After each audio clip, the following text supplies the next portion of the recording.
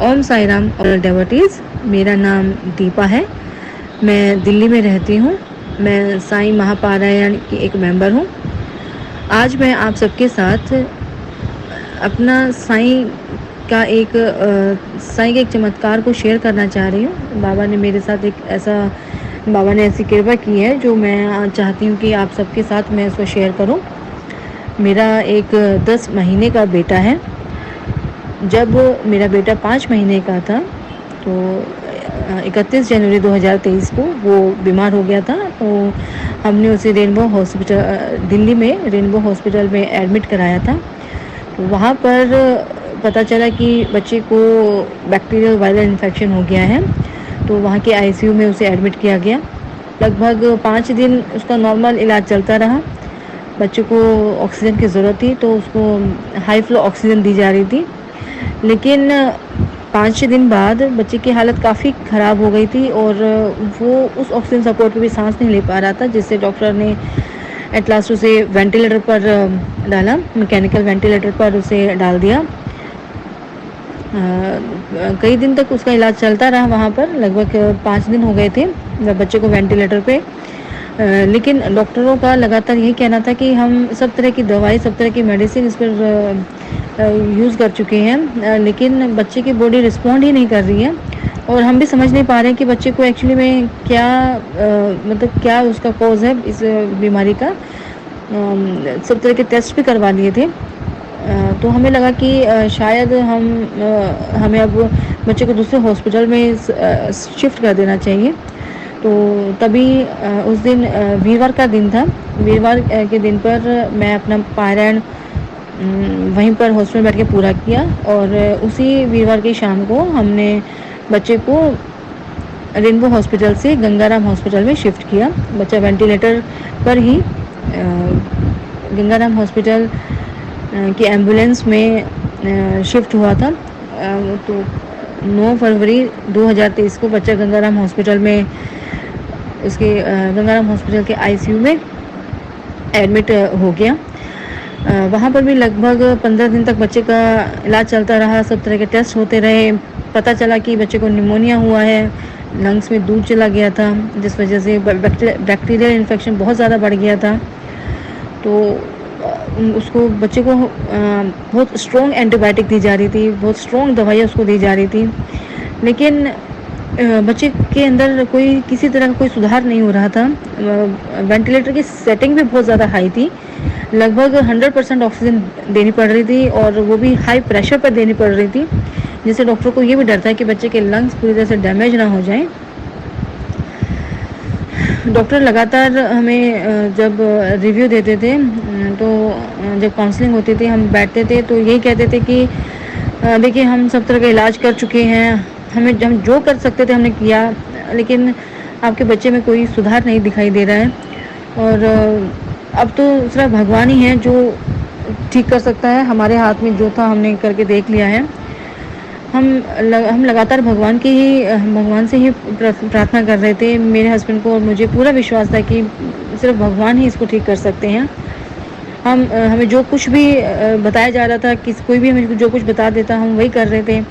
हम हनुमान मंदिर भी गए। मैं साईं बाबा के ऊपर मेरा पूरा विश्वास था। मैं साईं मंदिर गई, यहाँ लोधी रोड पे जो साईं बाबा का मंदिर है वहाँ गई। वहाँ जब मैं मंदिर में मैंने प्रवेश किया, बाबा के सामने में बैठी, तो अनायास ही मेरे आंखों से आंसू झरझर गिर रहे थे। मैं बस ये कह रही थी कि बाबा, आप सब कुछ कर सकते हो, आपके हाथ में सब कुछ है, आप क्यों नहीं मेरे बच्चे को ठीक कर रहे? ऐसा क्या गलती हो गई हमसे? ऐसा कौन सा पाप कर्म हो गया है? जो भी पाप कर्म हो गया तो बाबा क्षमा कर दो।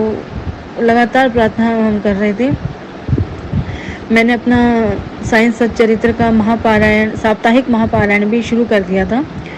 तो मेरा पारायण का लास्ट दिन था। तो ये लगभग 23 फरवरी की बात है। 23 फरवरी 2023 को मेरे साप्ताहिक महापारायण का आखिरी दिन था, वीरवार का दिन था।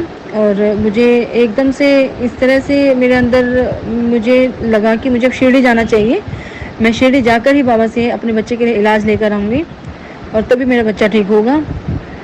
तो मैंने अपने हस्बैंड को कहा कि मैं शिरडी जाऊंगी और मैं अपने बच्चे को अब वहीं पर मैं बाबा से इलाज लेकर आऊँगी, वहीं से इलाज लेकर आऊँगी, तभी मेरा बच्चा ठीक होगा। तो मेरे हस्बैंड ने अगले दिन 24 फरवरी 2023 को मैं अपनी बहन काजल और अपने भाई गुरुदेव के साथ शिरडी पहुँचे। हम तीनों लगभग शाम के 6 बजे शिरडी पहुँच चुके थे। वहाँ जाकर हमने सबसे पहले बाबा के समाधि मंदिर में आरती अटेंड की, वहाँ बाबा के दर्शन किए, बाबा की समाधि के दर्शन किए और उसके बाद हम द्वारका माई में पहुँच गए। जब हम द्वारका में पहुँचे थे तो लगभग 8 बजे हुए थे, रात के 8 बजे हुए थे। और वहाँ पहुंचकर जब मैं द्वारका माई के आंगन में बैठकर रो रही थी, बाबा से लगातार अपने बच्चे के लिए प्रार्थना कर रही थी और मेरे बहन काजल और मेरा भाई मोनू भी मेरे पास खड़े थे और वो भी बहुत परेशान थे। वो भी बाबा से बच्चे के लिए दुआएं मांग रहे थे, प्रार्थना कर रहे थे। तो तभी द्वारका माई के पंडित ने मेरे भाई को दूर से इशारे से बुलाया और पास बुला के पूछा कि बाबा ने आदेश दिया है ये पूछने के लिए कि आप लोग इतने परेशान क्यों खड़े हो, बहुत देर से मैं देख रहा हूँ, बहुत दुखी हो आप लोग, बहुत कष्ट में लग रहे हो। तो मेरे भाई ने बताया कि मेरी बहन का बेटा बहुत बीमार है, 22 दिन से वो वेंटिलेटर पर है और हम बाबा से उसका इलाज लेने आए हैं। तो उसने कहा कि बाबा ने कहा है कि आज रात को 9:30 बजे धूनी के अंदर बच्चे के नाम के एक नारियल की आहुति दी जाएगी, जिससे उसके कष्ट खत्म हो जाएंगे। तो आप जल्दी से जाकर एक नारियल ले आइए। तो मेरा भाई जो है पास की मार्केट से फटाफट एक नारियल लेकर आ गया और मैंने अपने हाथ में नारियल लेकर बाबा से प्रार्थना की कि कृपा करके मेरे बच्चे का कष्ट ख़त्म कर दो और उसे पूरी तरह से स्वस्थ कर दो। और वो नारियल मैंने पंडित को दे दिया। पंडित जी ने कहा कि अब आप चिंता मत कीजिए, धूनी में द्वारका माई की धूनी में आज रात को 9:30 बजे हम इस नारियल की आहुति दे देंगे, जिससे आपके बच्चा ठीक हो जाएगा। और बाबा कह रहे हैं कि सुबह एक नारियल आपको लेकर जाना है यहाँ से और उस नारियल का पानी बच्चे को पिलाना है और बच्चा ठीक हो जाएगा, आप लोग चिंता मत कीजिए। तो ये आश्वासन देकर बाबा ने हमें द्वारका माई से भेज दिया। हम होटल में ठहरे हुए थे, हम तीनों। जैसे ही हम बैठे थे होटल में और वहाँ पे खाना खा रहे थे तो मैं मन ही मन सोच रही थी कि बच्चे को निमोनिया है और बाबा नारियल पानी के लिए बोल रहे हैं, तो इससे निमोनिया बढ़ ना जाए। लेकिन फिर एकदम से मेरे दिमाग में आया कि साईं सच्चरित्र में अध्याय एक ऐसा अध्याय है जिसमें साईं बाबा का जो विचित्र जो बाबा के इलाज है वो बताए गए हैं, जिसमें हमें लगता है कि जिसमें डॉक्टरों को लगता है कि ये इलाज इस बीमारी के विरुद्ध है, जो उस बीमारी को बढ़ा देगा, लेकिन बाबा की कृपा से उसी इलाज से वो बीमारी ख़त्म हो जाती है। तो जब मुझे पता चला कि बाबा ने मुझे अब ये कहा है कि उसका नारियल पानी पिलाना है बच्चे को, तो मेरे को इस बात पे श्योरिटी हो गई, पूरा 100% विश्वास हो गया कि द्वारका माई में जो पंडित जी ने कहा है वो पंडित जी नहीं थे और पंडित जी ने नहीं कहा है, वो मेरे साईं बाबा ने ही कहा है, क्योंकि मेरे साईं बाबा का ही ऐसा ढंग है इस तरह से विचित्र रूप से इलाज करने का। तो अगली सुबह हम जब द्वारका माई में गए तो द्वारका माई में उन्होंने एक नारियल दिया हमें और कहा कि इस नारियल पानी को बच्चे को पिलाना है। और उन्होंने एक बोतल में पानी भर के दिया और कहा कि थोड़ा थोड़ा बच्चे को पिलाते रहना है, इस पानी को ख़त्म नहीं होने देना है। जैसे ही ख़त्म होने को हो जाए इसको फिर से रिफ़िल कर लेना है और आपको अपने बच्चे को लगातार पिलाते रहना है। फिर उसके बाद जब हम मंदिर में बाबा की साईं समाधि मंदिर में गए तो वहाँ पर बैठकर मैं मन में यही सोच रही थी कि बाबा, हे मेरे साईं बाबा, हे मेरे परमपिता परमात्मा, आज आपकी बेटी बहुत बड़े कष्ट में है और अगर मैं अपने मम्मी पापा के पास गई होती तो मेरे मम्मी पापा मुझे अपने गले से लगा लेते। मेरे साईं, आज मुझे आपके गले से लगना है, मैं बहुत दुख में हूँ बाबा, आज आप मुझे गले से लगा लो। मैं मन ही मन यह सोचते हुए उस मंदिर से बाहर निकली और बाबा के गुरु स्थान के पास जाकर मैं, मेरी बहन और मेरे भाई वहाँ पर प्रार्थना करने लगे।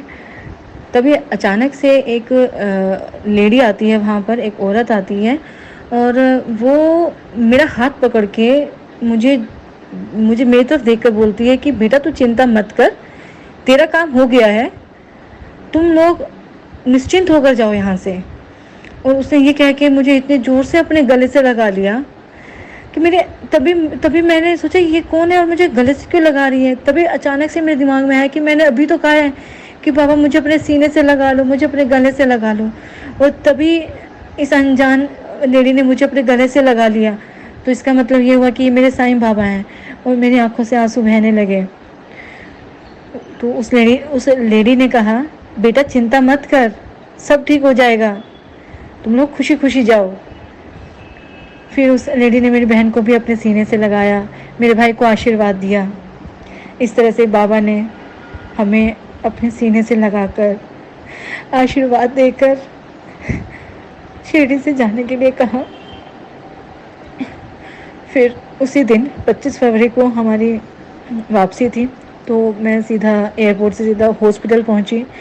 बच्चे के पास मैंने सबसे पहले वो नारियल पानी पिलाया जो साईं बाबा ने दिया था। मैंने सिस्टर को बोला कि बच्चे की फीड पाइप में नारियल पानी दे देना उसको। ये मैं शिरडी जाकर बाबा के पास जाकर उसका इलाज लेकर आई हूँ। तो उस सिस्टर ने बच्चे को उसी टाइम पर तुरंत वही नारियल पानी उसको पिला दिया बच्चे को। मतलब बच्चे मुँह से कुछ खा नहीं रहा था, वेंटिलेटर पर था, तो फीड पाइप से उसके उन्होंने पानी उसके पेट में डाल दिया। फिर अगले दिन जैसे ही हम दोबारा हॉस्पिटल पहुँचे तो बच्चे में काफ़ी इम्प्रूवमेंट आ गया था। डॉक्टर लेकिन यही कह रहे थे कि मतलब बच्चा आपका इम्प्रूव कर रहा है। अब अचानक ही इम्प्रूवमेंट शुरू हो गई बच्चे में। और अगले दिन फिर सुबह जब मैंने बच्चे के माथे पर बाबा की विभूति लगाई और जो बाबा ने पानी दिया था वो पानी में विभूति घोल कर उसके मुंह के अंदर थोड़ा सा मैंने उसको चटाया और उसके गले पे और उसके सीने पे लगाया, तो बच्चे ने एकदम से खांसी करना शुरू कर दिया, कफ स्टार्ट हो गई उसकी। तो मेरे को लगा कि ये अचानक से बच्चे को कफ कैसे हुआ, क्योंकि बच्चा तो वेंटिलेटर पर है तो सारा काम मशीन कर रही है। तो मैंने डॉक्टर से पूछा कि ये कफ कर रहा है, खांसी कर रहा है, तो डॉक्टर ने कहा नहीं ऐसे ही लग रहा है आपको, बच्चा वैसे मशीन पर है, कुछ ऐसे कर नहीं सकता है। मैंने बाबा की एक तस्वीर बच्चे के सिरहाने रखी हुई थी, तो मैंने उस तस्वीर की तरफ देखा और कहा कि बाबा अब आपके ही भरोसे हैं, आपके ही भरोसे मेरा बच्चा है बाबा, और मुझे विश्वास है आप सब ठीक कर दोगे। फिर शाम को उसी दिन शाम को डॉक्टरों ने हमें बताया कि बच्चे की जो सेटिंग है हम पूरी तरह से कम कर पा रहे हैं और आज बच्चे को वेंटिलेटर से नीचे लाया जा सकता है। वो दिन जब मैंने ये खबर सुनी तो मुझे उस दिन इस बात पर विश्वास हो गया कि हाँ, द्वारका माई में मेरे साईं आज भी भक्तों का इलाज कर रहे हैं। आज भी द्वारका माई में जो भी बैठेगा वो अपने कष्टों को सदा के लिए ख़त्म कर देगा। उस दिन शाम को मेरा बच्चा वेंटिलेटर से नीचे आ गया, मतलब वेंटिलेटर से हटकर उसको दूसरी नॉर्मल ऑक्सीजन लगाई गई और धीरे धीरे मेरा बच्चा पूरी तरह से स्वस्थ हो गया। और कुछ ही दिन बाद हम हॉस्पिटल से लगभग 14 मार्च को हम हॉस्पिटल से डिस्चार्ज हो गए, घर आ गए थे। मेरा बच्चा जो है वो ठीक हो गया था। अब लो सेटिंग ऑक्सीजन पे था, मतलब 0.5% उसको ऑक्सीजन देनी पड़ रही थी, क्योंकि उसके लंग्स जो है उसकी लंग्स पे सूजन थी। उसकी पाइप लंग्स की जो एयर पाइप होती है उनमें सूजन की वजह से पूरी तरह से वो हवा नहीं ले पा रहा था। तो हमने 3 महीने डिस्चार्ज के हो गए थे। 3 महीने बाद डॉक्टर ने कहा कि इसकी एक ब्रोंकोस्कोपी कर रहे, देख पता चल जाएगा कि क्या मेन रीज़न है, उसी के अकॉर्डिंग हम इलाज करेंगे। तो ब्रोंकोस्कोपी से पता चला कि इसके राइट लंग पूरा बंद पड़ा है, उसकी जो पाइप है वो बिल्कुल सूजन है, उसमें पूरी बंद है। उस राइट लंग में, राइट पोर्शन में हवा ही नहीं जा रही है। तो फिर इसको स्टेरॉइड दिए गए और आज स्टेरॉइड को देते हुए पूरा 1 महीना हो गया है। और मेरा बच्चा पूरी तरह से स्वस्थ है, कोई ऑक्सीजन सपोर्ट नहीं दी जा रही है। मेरा बच्चा बिना किसी ऑक्सीजन सपोर्ट के खुल के सांस ले रहा है, खेल रहा है, कूद रहा है। ये सब मेरे साईं की कृपा से हुआ है। साईं बाबा हमेशा हमारे साथ है, बस हमें ज़रूरत है तो श्रद्धा और सबूरी की। कष्ट आते हैं लेकिन ज़रूरी नहीं है कि जैसे कष्ट आया वो ख़त्म हो जाए। परीक्षा भी होती है, परीक्षा भी देनी पड़ती है। वही परीक्षा हमें देनी पड़ी थी, लेकिन इस परीक्षा के दौरान मैं अपने भगवान का, अपने साईं बाबा का शुक्रगुजार करती हूँ कि जो श्रद्धा मैंने बना के रखी वो मेरे साईं की ही वजह से थी, उन्हीं की कृपा थी। जो सब्र हमने किया वो उन्हीं की वजह से पॉसिबल हो सका, क्योंकि हर दिन एक चैलेंज था। बच्चे के पास जब बच्चा आईसीयू में था और जब मैं बच्चे के पास जाती थी तो मेरे पैर कांपते थे। मैं अपने बच्चे को उस हालत में देख ही नहीं पा रही थी।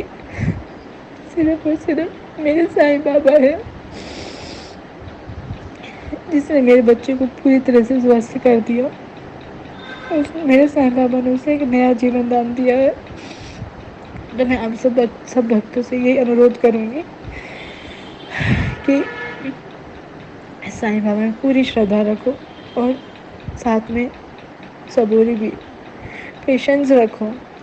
आपके जीवन में कष्ट आया है लेकिन वो सदा के लिए नहीं है, वो ख़त्म होगा। साईं कृपा से जल्दी ही ख़त्म होगा, क्योंकि ये भी कहते हैं बाबा के भजन में कि हर दिन का एक दिन अंत है, हर रात का भी है खात्मा। फिर क्यों न ऐसा काम करूं जिससे मिले परमात्मा। ना तू अजनबी ना मैं अजनबी, मेरा तुझसे एक सवाल है। तेरा नाम लूँ जो मैं हर घड़ी, तो बता ये किसका कमाल है। तेरा नाम लूँ जो मैं हर घड़ी, तो बता ये किसका कमाल है। श्री सच्चिदानंद सद्गुरु साईनाथ महाराज की जय।